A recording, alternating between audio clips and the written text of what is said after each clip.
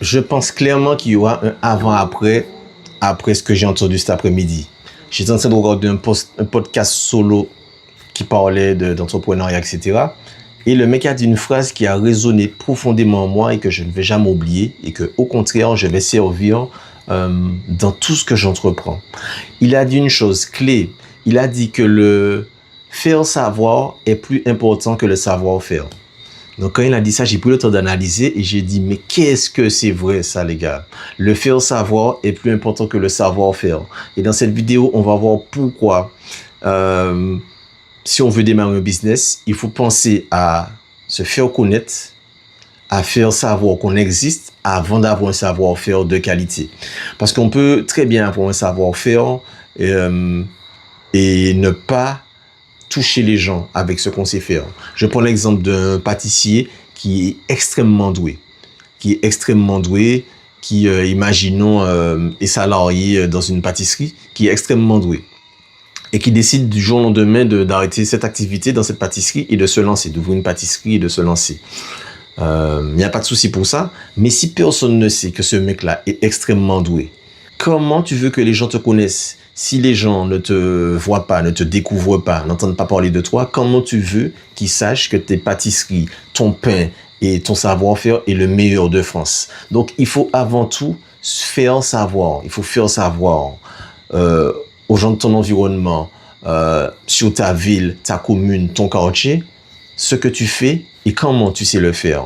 Et à ce moment-là, les gens ont une idée. Les gens vont peut-être se projeter en se disant « Ah tiens, il a l'air d'être vraiment doué dans son domaine et ça va donner envie aux gens de te découvrir. » Mais si tu es un mec hyper talentueux dans quelque chose et que les gens ne te découvrent pas parce que tu n'es pas visible, comment veux-tu développer une activité? Comment veux-tu que les gens découvrent ton produit, ton service, ta compétence? Donc, avant tout, je pense qu'avant tout, il faut miser réellement sur le faire savoir. Donc, la visibilité, les réseaux, se créer un personal branding, un personnage et montrer aux gens à quel point on est doué dans ce qu'on fait. Et quand il a dit ça, pour moi, c'est la clé. En tant qu'entrepreneur, j'ai déjà lancé plusieurs business, c'est vrai, mais j'ai remarqué que souvent le problème venait du fait que je ne faisais pas assez savoir autour de moi, dans ma région, que j'existais, que j'étais capable de changer le quotidien des gens grâce à mon service, que j'étais capable de faire les gens découvrir une nouvelle saveur, un nouveau produit, de par ce que je sais faire. D'accord? Mais pour pouvoir faire les gens, amener les gens à découvrir ce que je fais, il faut que les gens sachent que j'existe. Et donc, c'est le faire savoir. C'est clairement quelque chose qui est obligatoire. Peu importe ton activité, peu importe ce que tu fais, que ce soit dans l'entrepreneuriat, peu importe que ce soit une compétence que tu veux monétiser, une compétence que tu veux partager avec les gens, aider, même si c'est dans le social. Si les gens ne sachent pas, si les gens ne savent pas ce que tu fais, les gens ne peuvent pas te découvrir.